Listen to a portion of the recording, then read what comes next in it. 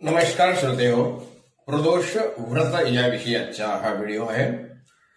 प्रदोष व्रत हे भगवान शिव आणि देवी पार्वतीला समर्पित आहे। हे व्रत चैत्र, वैशाख, ज्येष्ठ, आषाढ, श्रावण, भाद्रपद, अश्विन, कार्तिक, मार्गशीर्ष, पौष, माघ आणि फाल्गुन ही जी मराठी महिने 12 आहेत त्या एका महिन्यात दोनदा येते। मराठी महिन्याचे शुक्ल आणि कृष्ण असे दोन पक्ष आहेत।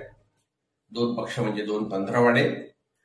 या दोन्ही पक्षातील त्रयोदशी या तिथीला हे व्रत येते। एका महिन्यात 2 प्रदोष याप्रमाणे वर्षभरामध्ये एकूण 24 प्रदोष व्रत येतात।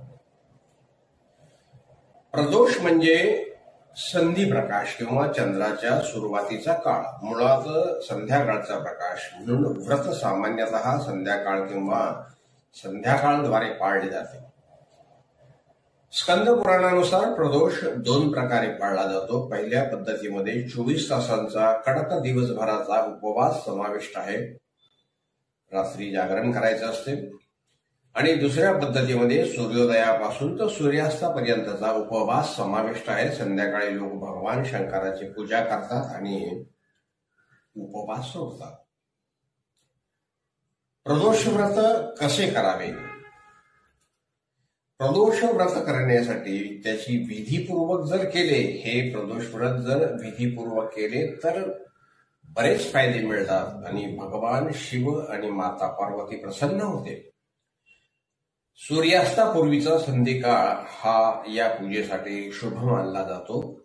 प्रदोष व्रत विधी करण्यासाठी प्रथम स्नान करावे, भस्म धारण करावे, शिव पार्वतीची पूजा करावी, त्यानंतर त्यांची ऊर्जा एका पवित्र कलशात जागृत करावी। दर्भ नावाचा जो गवत आहे, या गवतावर पाण्याने भरलेला कलश ठेवून त्यावर कमळ काढा, शिवलिंगाची पूजा करावी। या पूजेदरम्यान शिवलिंगाला दूध, तूप किंवा दह्याचे स्नान घालावे।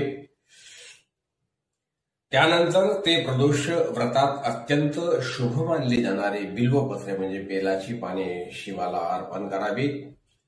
विधी पूर्ण झाल्यावर प्रदोष व्रत कथा वाचावी किंवा ऐकावी। शिवपुराणातील इतर विविध कथा देखील वाचू शकता। महामृत्युंजय मंत्राचा 108 वेळा जप करावा।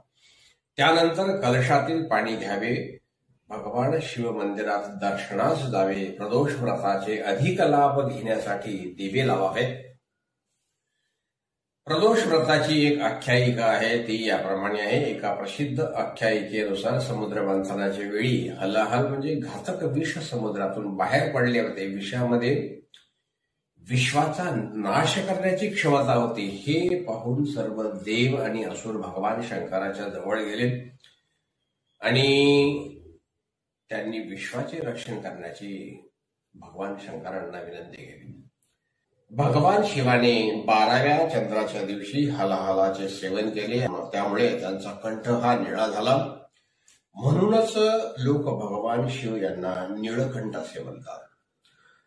असेही म्हटले जाते की जो कोणी या काळात व्रत पाळतो आणि भगवान शिवाची प्रार्थना करतो त्याला त्यांचे आशीर्वाद प्राप्त होतात आणि मोक्ष प्राप्त होतो।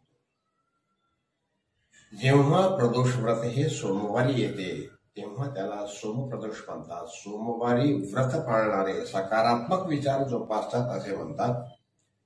त्यांना त्यांच्या मनोकामना पूर्ण करणाऱ्या भगवान शिवाचा आशीर्वाद देखील मिळतो। या दिवशी भक्त सोमवार व्रत कथा वाचतात आणि ऐकतात। शनिवारी येणाऱ्या प्रदोषाला खूप महत्व आहे। या प्रदोषाला शनी प्रदोष असे म्हटले जाते। हे व्रत पाळणाऱ्यांना समृद्धी आणि यश प्राप्त होते। प्रदोष व्रत पाळणाऱ्यांना दीर्घायुष्य प्राप्त होते, तसेच त्यांच्या जीवनामध्ये शांती आणि समृद्धी येते। आपल्या धर्मग्रंथाचा आधार घेऊन हा व्हिडिओ तयार केला आहे। पुन्हा भेटूया नवीन विषय घेऊन, तोपर्यंत नमस्कार।